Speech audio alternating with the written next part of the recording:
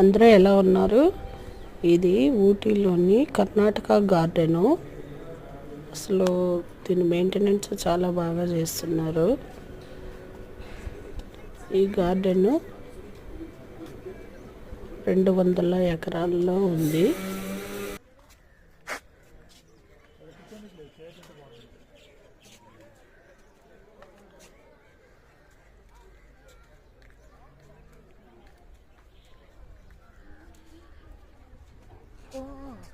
అది అక్కడుంది సుధీరు, అతడుంది అక్కడుంది చూడు గడ్డితో. అదొక గేమ్ లాగా అక్కడ.